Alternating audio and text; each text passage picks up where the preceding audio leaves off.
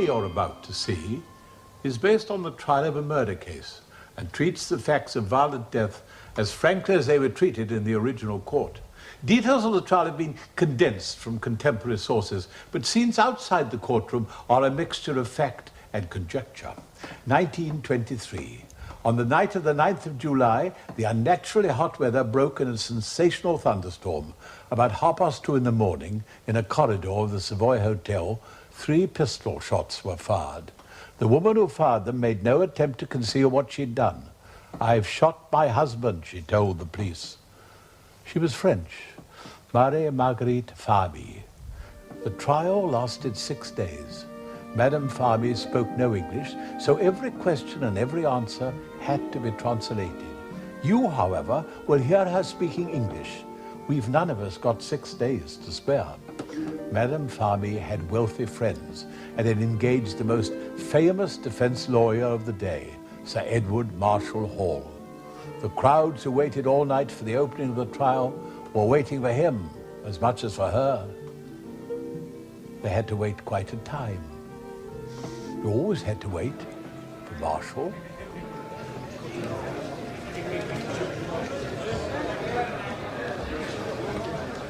Where is he?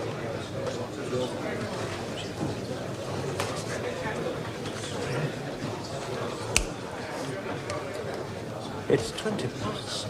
I don't know. Taking his time, as usual, I suppose. He promised to be here at the start. Are the defence ready to proceed, Sir Henry? If your lordship would allow us a moment or two longer.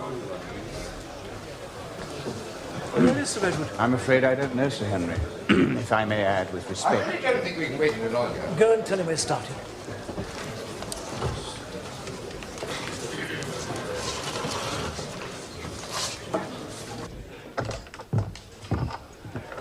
Where is he? Rigby's starting. Ah, Mr. Oliver, I was looking for you. Sir Edward's just coming. Where is he?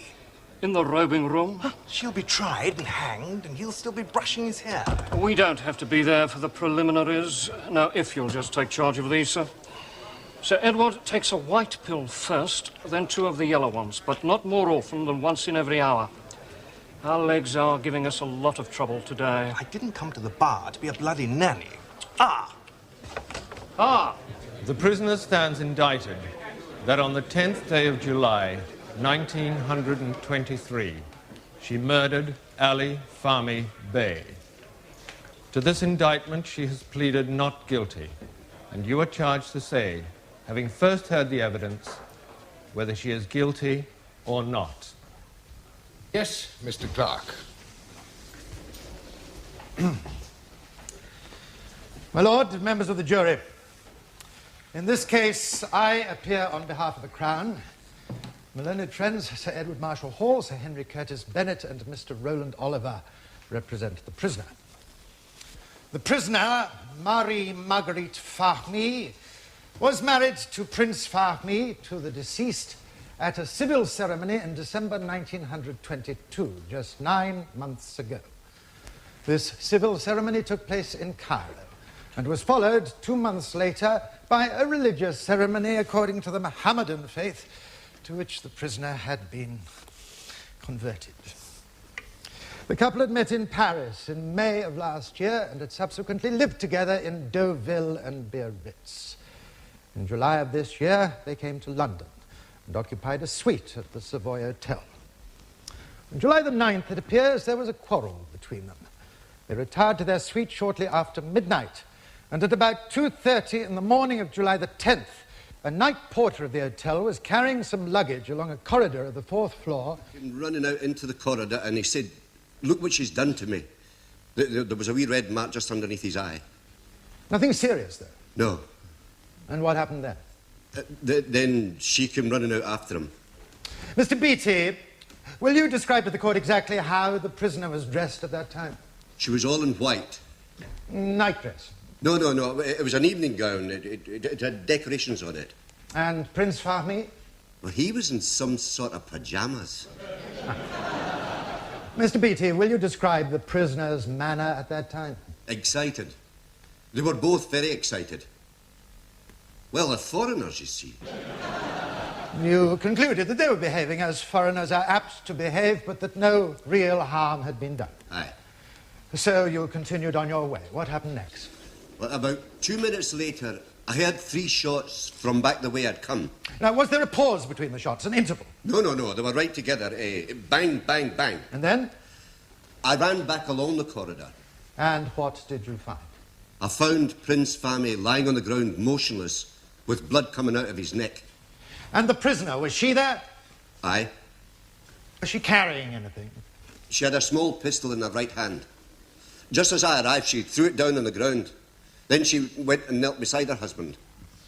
I then observed 3 cartridges lying on the floor at her husband's feet. Did she say anything? She said something in French. Qu'est-ce que j'ai fait? What have I done? This is what she said to me. What will you do to me? And I said to her, Madame, what is this terrible thing you have done? Mr. Mariani, when you arrived on the scene, where exactly was the prince's body? No, it is there, on the floor. She was still on her knees. She was lost. She didn't understand what had happened. Thank you. And she said? She said, Monsieur, I've been married for 6 months, and the torture has been terrible. I have suffered terribly. Thank you. And that was all she said? No. She said that she and her husband had quarreled about the divorce. About a divorce? Yes. This is a new piece of evidence, isn't it, Mr. Clark? It would seem so, my lord. Do you have any more questions? No, my lord. That was careless of Percy. An unnecessary question. Yes, so listen to us all, not to get carried away. Mr. Mariani, on the morning after the tragedy, you gave evidence at the magistrate's court at Bow Street. Yes. You did not think it fit to mention then that Madame Fahmy had told you that she and her husband had quarrelled about a divorce. Did you not think it a point of importance? Do you see now that it is a point of importance? Yes. Then why didn't you mention it before? Pardon? Well? I was not asked. I answered questions only. I see. Thank you.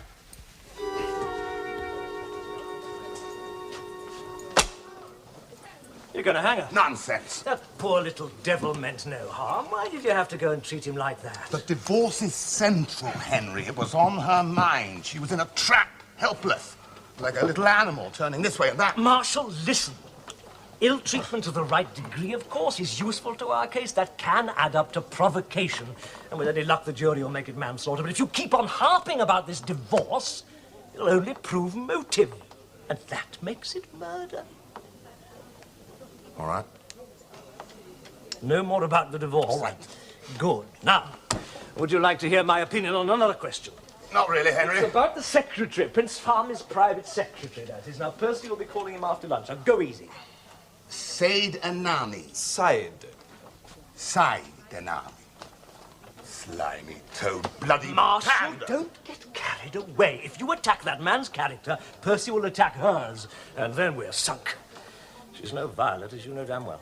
The white pill first, Sir Edward, then the 2 yellow ones. She didn't mean to kill him. I'm certain of it. She was so unhappy. And that man, Mr. Said Marshal, Anani, I tell just you stood there and can't watched her suffer. afford to attack him. Roland, you sit beside him, and Marshal, when you feel Roland tugging at your gown, you'll know you've gone too far. The first you heard of the tragedy was a telephone call from Madame Fahmy from the accused at about 10 minutes to 3 in the morning. That is correct. She said, I have shot Ali. I don't know how I did it. Please come at once. I have shot Ali. I don't know how I did it. Were you aware at the time that the accused possessed a pistol? Oh, yes. She generally carried it with her in her handbag. Why? To protect her jewellery. The prince had given her a great deal of very valuable jewellery.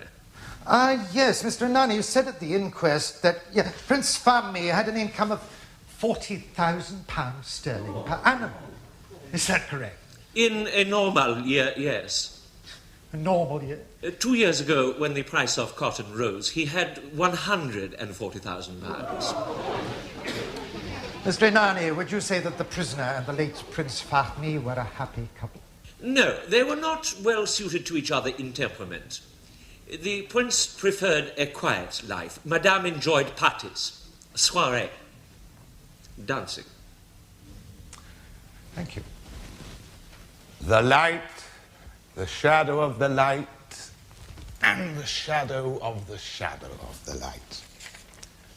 The Cairo Weekly, Catch Cool, February 12th, last year. Now, here is a cartoon showing 3 profiles set against each other. Show it to the witness.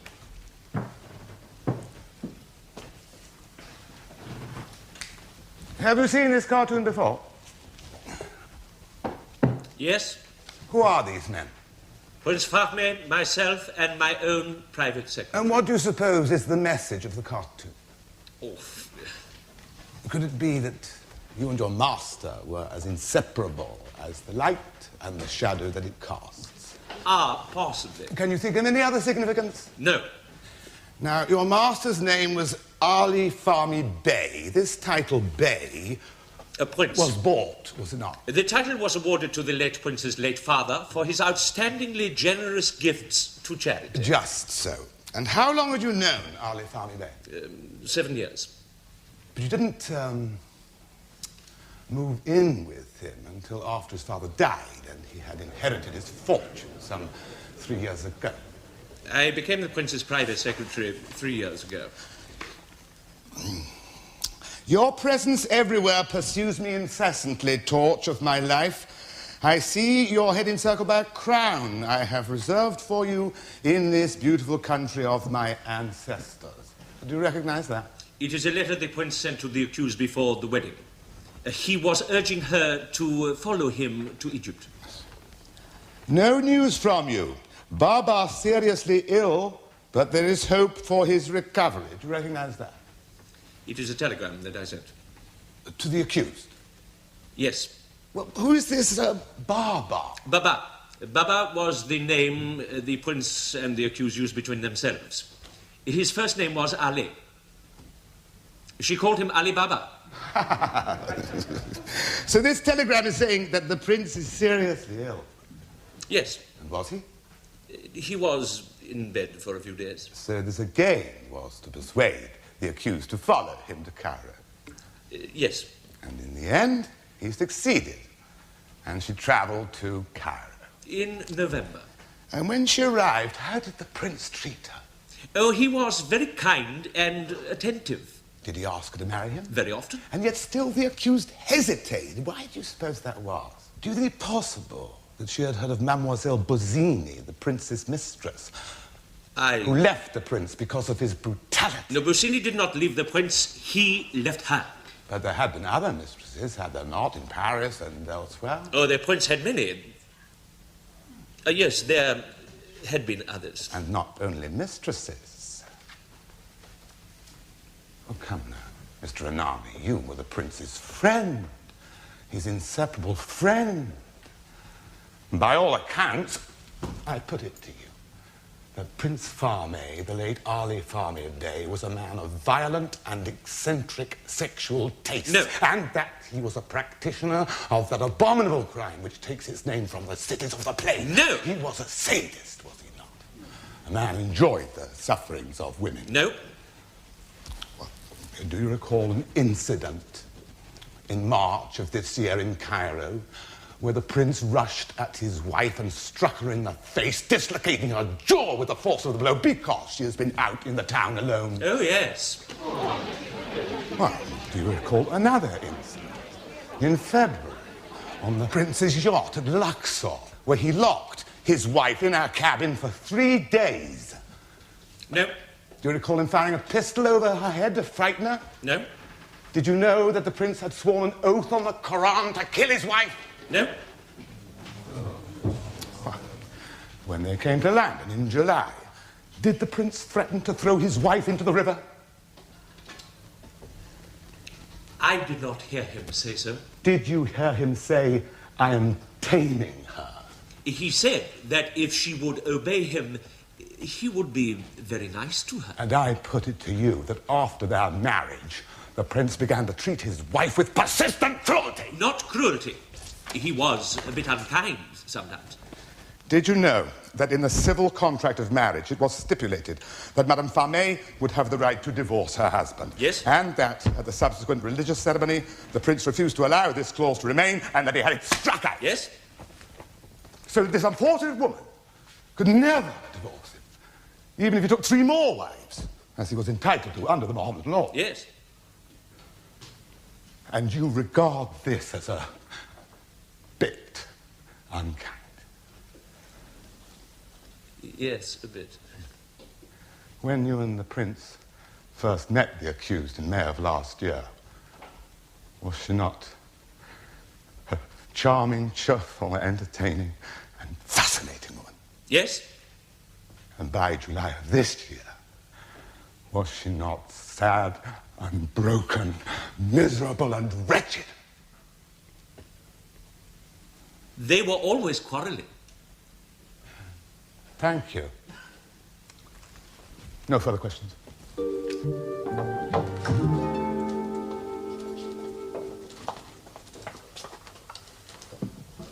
You drink that now, it will do you good. Here, take your hat off for a bit. Would you like to?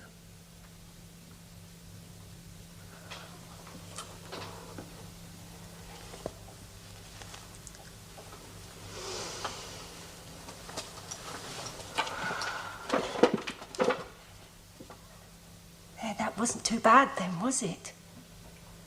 They are all so old. Who are? The men, the judge, the lawyer. Mr. Justice Swift? Oh, he's not old, not really. Oh, you should see some of them. And he's a really nice gentleman. You couldn't have a nicer judge. Sir Edward, now, your counsel, he is old. But he's the best there is, you can believe me, really. You drink that tea now. Phlebitis, that's his trouble. That and varicose veins. He has a terrible time. I know them all, really. By sight. Can you tell, right from the start, from the way they look at the prisoner? Tell what, dear? What they will decide. Now, you know, we don't discuss the case, dear. No. But you come here so often. And I, only once. You're a caution, Fahmy. That's what you are. Am I? A caution? Mr. Churchill, we have heard evidence from the police that it was this pistol which killed Prince Fahmy. 7 wounds from 3 separate bullets, death being caused by a bullet in the temple. Now, it is described as an automatic pistol. Does that imply that as long as one keeps one's finger on the trigger, the gun will continue to fire? No. It's an automatic pistol because it reloads automatically. The force of the explosion of each separate shot brings the next cartridge up into the firing position. But to fire that new cartridge requires a separate pull on the trigger. So that for Madame Fahmy to fire 3 separate shots at her husband would have required 3 separate pressures on the trigger. Yes. Thank you, Mr. Churchill. A separate pressure on the trigger for each shot fired. A strong pressure? No. A slight pressure? Yes. Hand the pistol to the witness. A very slight pressure? Yes. Do that again.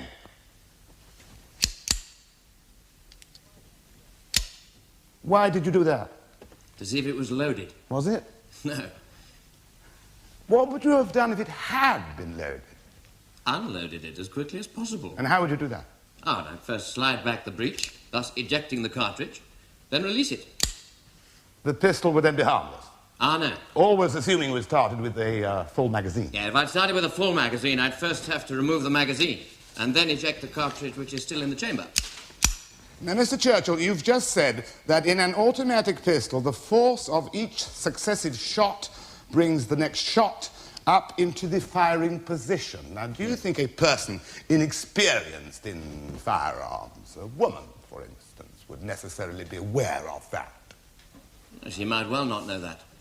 Thank you. No further questions. Would you stay there in case you're needed? Mr. Clark?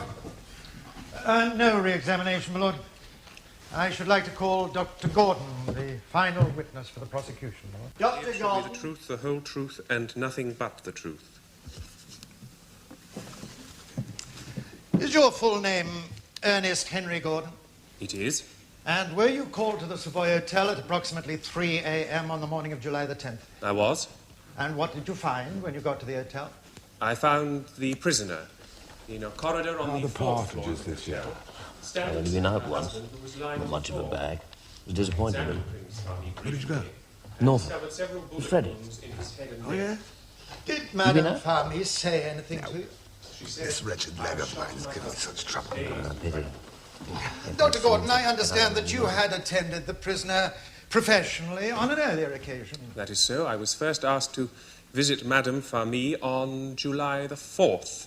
I then called in a specialist and arranged for her to enter a private nursing home on the morning of July the 10th for an operation.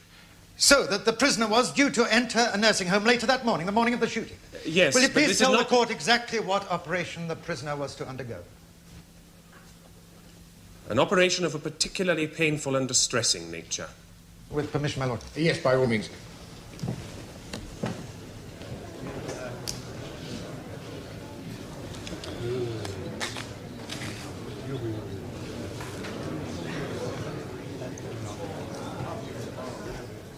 And this operation was to take place in London? Well, that was Madame Famy's original intention. However, when I saw her in the early hours of July 10th after the shooting, she said that her husband had refused to pay for the operation. She therefore made plans to return to Paris immediately. Did you have any further conversation with the prisoner on that occasion? She said that she and her husband had quarrelled bitterly the previous evening. Anything else? No. Thank you. Dr. Gordon, when you first saw Madame Fahmy, did she say anything to you about her husband's behaviour towards her? She said that her husband was very passionate. Anything else? She said that he made unusual demands of her. Were these also unnatural demands? Yes. In other words, the prisoner alleged that her physical condition, the condition which necessitated a painful and distressing operation, had been caused by her husband's behaviour. Yes. Thank you. No further questions. That concludes the evidence for the prosecution, my lord. You won't be opening much longer, will you, Marshal? No, I should do it. How far will you get with the evidence today, do you think? Today? I don't want to call it a day. I want her fresh and rested. She looks half dead already. But you'll be finished about 3. You can't ask Rigby to adjourn at 3. And what about calling her sister? She's rather a stunner. No. I have a much better idea. And so, as I indicated before, there are 3 possible verdicts: murder, manslaughter, and not guilty. Now, if you believe the evidence of the accused, you will believe that she acted in legitimate self-defense, and it will be your duty to say that she is not guilty. And now, my lord, listen. I should like to call the first witness for the defense, Dr. Morton.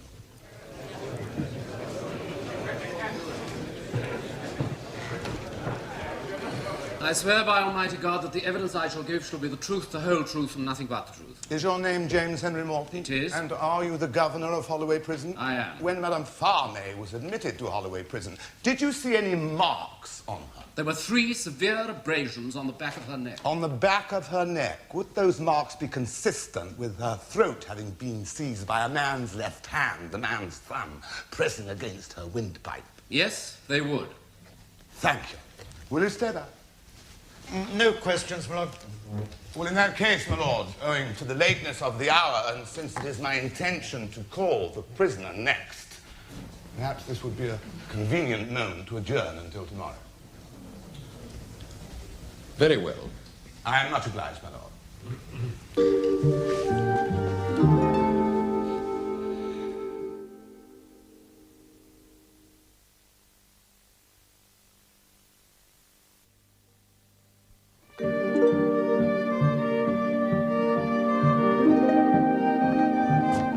Said she had an excellent night. Delighted to hear it. Wish I could say the same. Can't you take something to make you sleep? I can, I do. It makes not the slightest difference. Sir Edward? I have just seen Mr. Clark. He tells me that he intends to cross-examine our client about about her life in Paris. I knew you'd gone too far with Ernani. We have nothing to hide. She was just a tart. Is that how you see her? There were an awful lot of men. She didn't kill an awful lot of men. What happened to the husband, Laurent? She divorced him for desertion, Sir Edward, in the year following their marriage. Ah. She was abandoned with her little child, alone, penniless, in Paris. Monsieur Laurent went to live in Japan. Our client refused to accompany him. He nevertheless paid her a most generous allowance. Oh. The child was already quite old when she married Laurent, you know. Rigby won't like that. Oh, dear. He's terribly prim. Mr. Justice Rigby Swift is also very susceptible to feminine charm. Rigby. Rigby. It seems that Sir Edward Marshall Hall has said that the prisoner was an immoral woman. But he said it in such a way that he's given us all the impression that she was an innocent and most respectable woman. It's a difficult thing to do, but he's done it. Mr. Clark, I don't think any purpose would be served in questioning the prisoner regarding her relations with other men. However, regarding her relations with Prince Fahmy, you may ask her any questions you like. As your lordship pleases. Much obliged. The jury may be recalled. Good old Rigby. Always the gentleman. He's quite right, of course. Those two women would hang her just for being what she is. They all would. I can't imagine why any decent woman would want to come to this sort of trial. Would you let your wife come? Never. Sir Edward? I now call Marie Fahmy.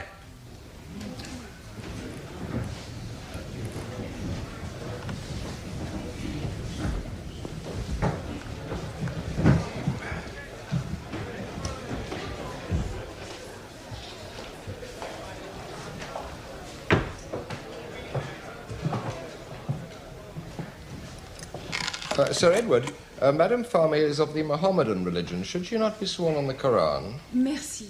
Je préfère la Bible. Very well. I swear by Almighty God. I swear by Almighty God. That the evidence I will give. That the evidence that I will give. Shall be the truth. Shall be the truth. The whole truth. The whole truth. And nothing but the truth. And nothing but the truth. Is your full name Marguerite Fahmy? Yes. And your age is? 32. And did you in 1919 marry Monsieur Charles-Henri Laurent? Yes. And did you subsequently divorce him the following year for desertion? Yes. Now, I want you to tell the court about your relationship with Prince Fahmy. You met him where? In Deauville. And when was that? July last year. I had seen him before, but we had never spoken. He was so tall, so strong. In Deauville, he took a whole floor of the hotel. He loved me straight away. He had 2 secretaries. And I loved him. He was like a mistral, a great wind from the south, so strong.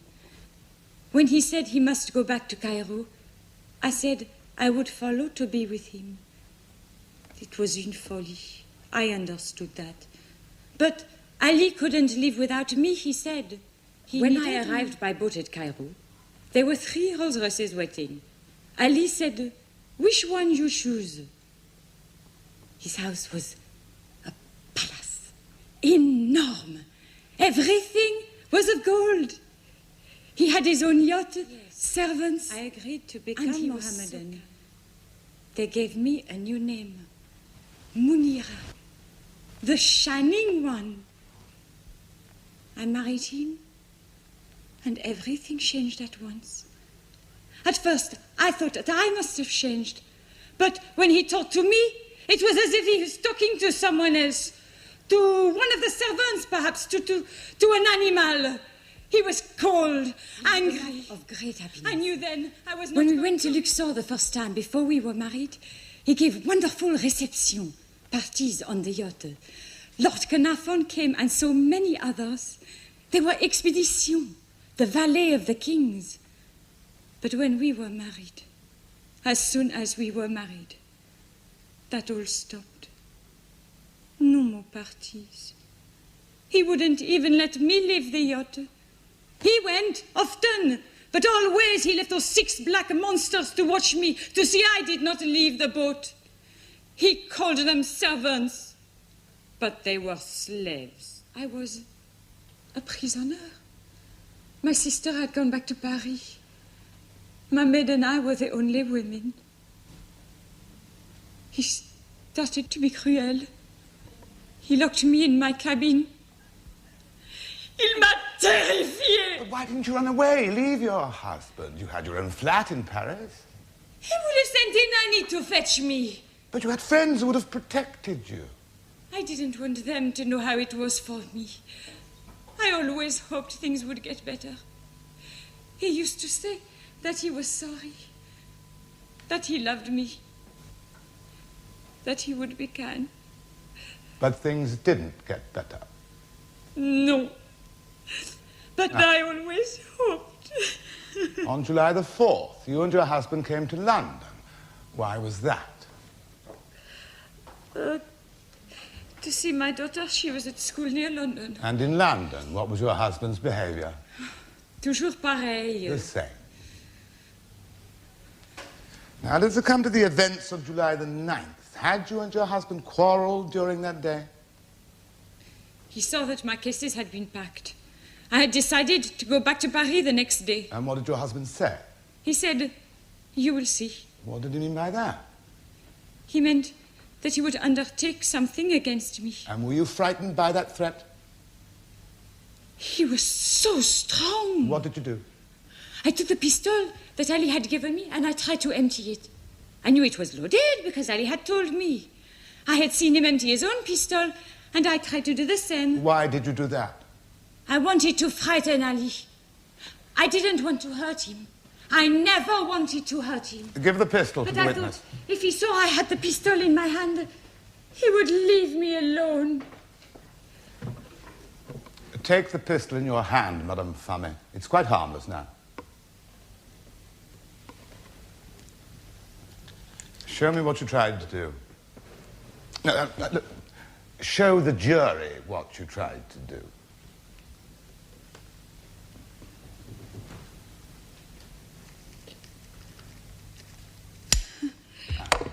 And did you succeed in emptying it? No, it went off. The gun fired? Yes. Was anyone hurt? Oh, no, I was in front of the window. Were you frightened? Not after it had fired. I thought it was safe then. Did your husband threaten you again? At supper, he took a bottle in his hand. He said he would abîmer, disfigure my face, and then I could go to the devil. There was such a storm that night. Oh, such a noise. I hate thunder. I was too frightened to go to bed. Then Ali came into my room. I said, "Could I have some money for my journey tomorrow?" He said, "Come into my room, I have some money there." But when I went into his room, he said, "You must earn it." What did he mean by that?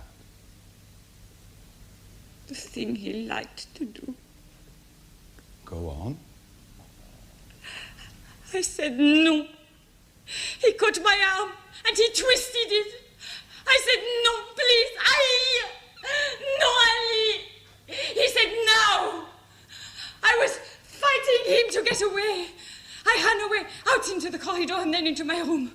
Always he came after me. "I want my revenge," he said.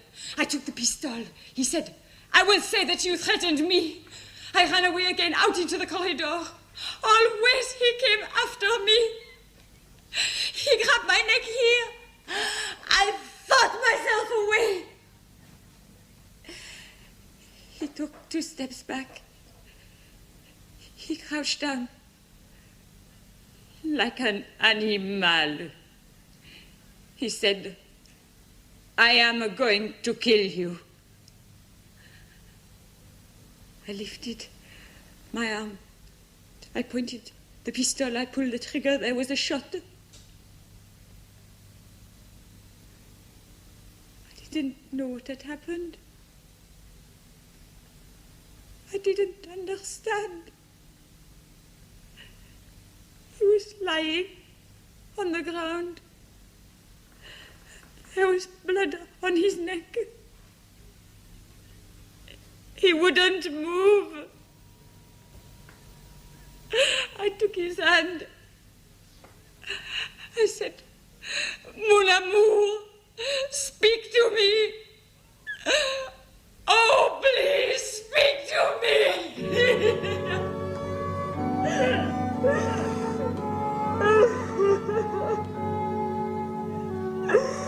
Don't take on so, it's over. The worst part's over, Fahmy. Don't.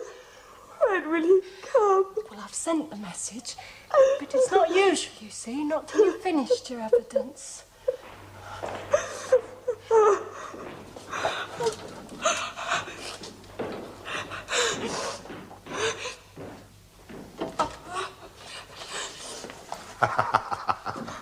Thank goodness you've come, sir. I don't think we'd have got her back into court if you hadn't. Ma chère madame, you were magnificent. Comment, courageux? Oh, vous êtes venu. Well, of course I came. You asked to see me. Now, what can I do for you? You have done so much already for me, Sir Edward. But there is something I must know. The verdict. When the court Chère has madame, decided... let us not worry about the verdict. We must trust in I am God. not worried about the verdict, Sir Edward. I trust in you. But I must know if the verdict will be valid only in England, or will it also be valid in France and in Egypt? Oh, I imagine. Palmer. I'm not sure, Sir Edward, but of course I can find out. There, you've rumbled Mr. Palmer, and there aren't many people who can do that, I can assure you. And now, chère madame, if you will excuse me. Of course, Sir Edward. I am so grateful to you for coming.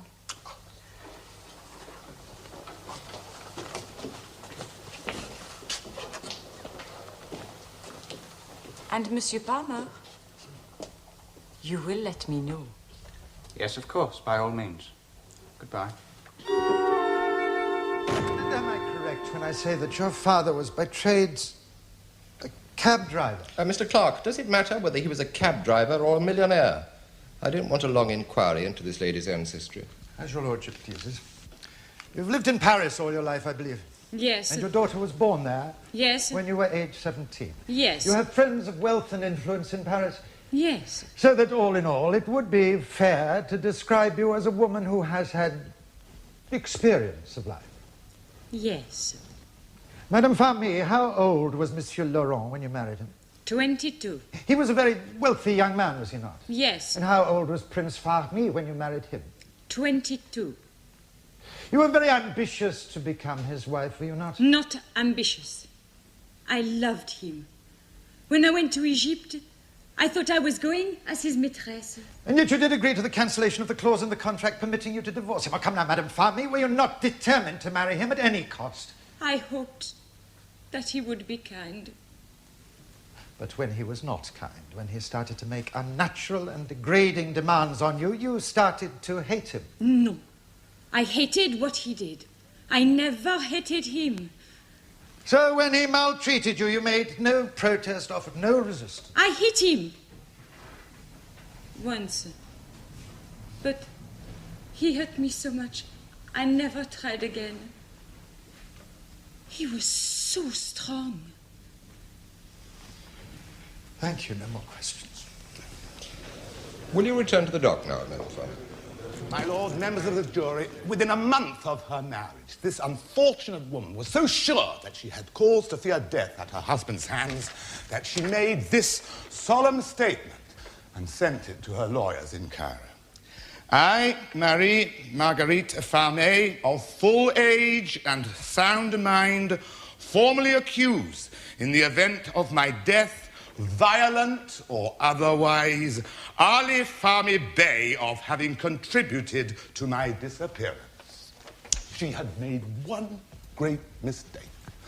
Possibly the greatest mistake that any Western woman can make. She had married an Oriental. The curse of this case is the atmosphere, the Eastern atmosphere, the Eastern feeling that a woman is no more than a possession to be kept by her husband in a harem, to be used at his will.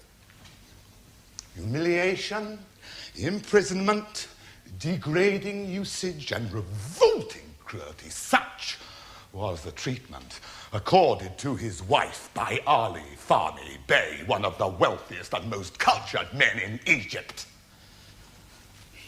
Imagine then the effect on the nerves of this unfortunate woman on the night of the monstrous thunderstorm in London on July the 9th. Her husband had repeatedly threatened to kill or disfigure her. She is alone, desperate, in pain. He makes his revolting suggestion. He lays violent hands upon her. She runs away, runs for her life. She sees the pistol, which she believes to be harmless. Here is something which will protect her. She snatches it up. Her husband seizes her by the throat, but somehow she manages to fight free. He crouches, about to spring, like an animal, like an Oriental. He's going to kill her. Of this she has no doubt. She raises the pistol, she fires. She sees her husband lying on the floor. She does not understand. What has happened? She falls to her knees beside him. My love, speak to me. Now, was this deliberate, willful murder, or was it a shot fired by a desperate woman from a pistol which she believed to be harmless when she thought her life was in danger, members of the jury? I do not ask you for a verdict. I demand a verdict at your hands. I ask you to let this woman go.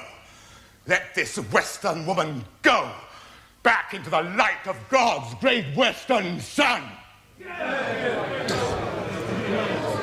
Silence in court.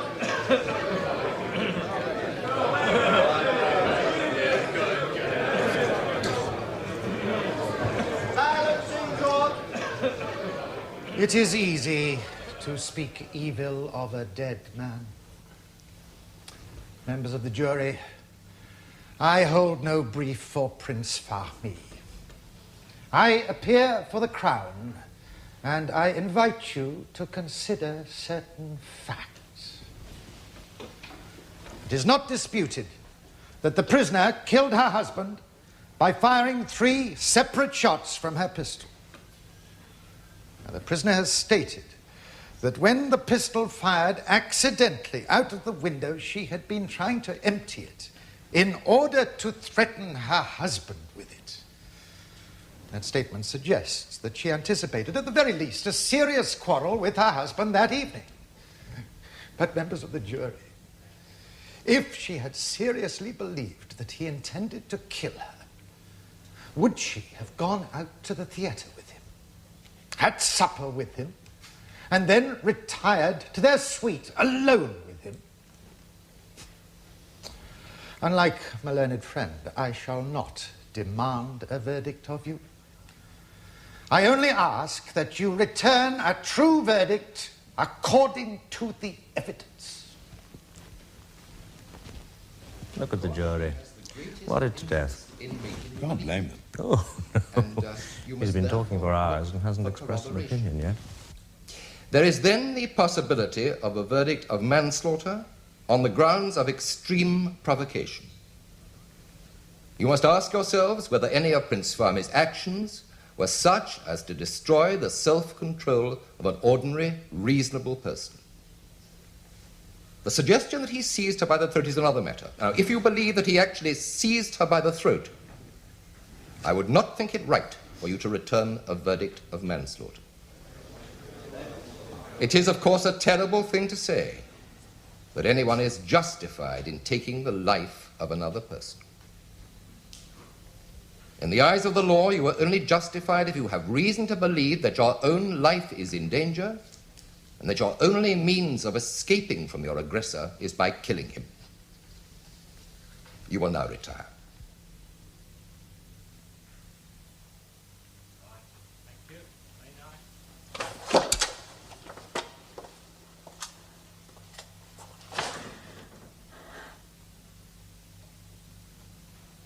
What is the time?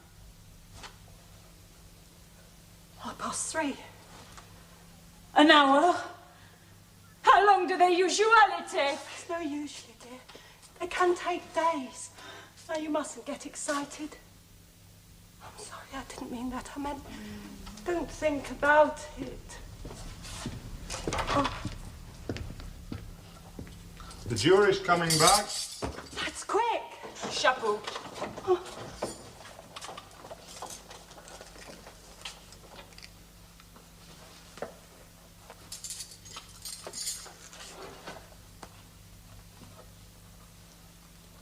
Here, it's for you.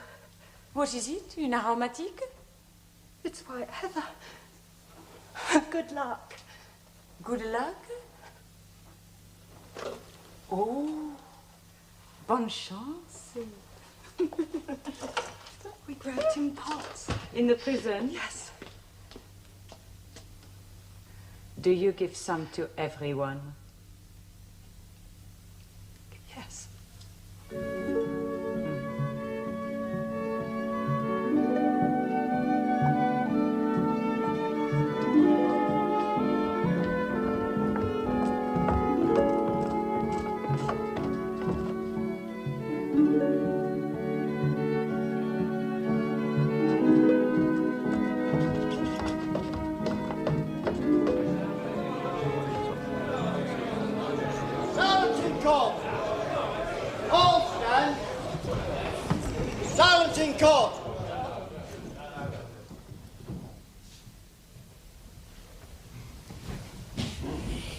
Ladies and gentlemen of the jury, have you reached the verdict on which you are all agreed? We have. On this indictment for murder, how say you? Do you find the prisoner guilty or not guilty? Not guilty. On this indictment for manslaughter, how say you? Do you find the prisoner guilty or not guilty? Not guilty. And this is the verdict of you all? It is. Clear the court. Let her go.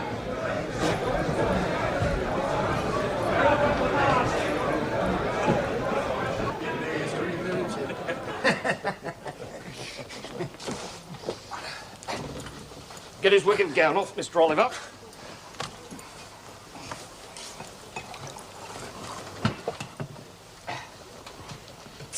The white one first, Sir Edward. My congratulations to you, Marshal. A triumph, Sir Edward. I wouldn't have believed it possible. A very fine result, if you'll allow me to say so, sir. I think it must be regarded as your most remarkable achievement ever. Out into God's great western sun. Nice win, Marshal. Thank you, sir. Yes. She has another long case to go through. What do you mean? The answer to our client's question, Sir Edward, whether the judgment is valid in Egypt. Well?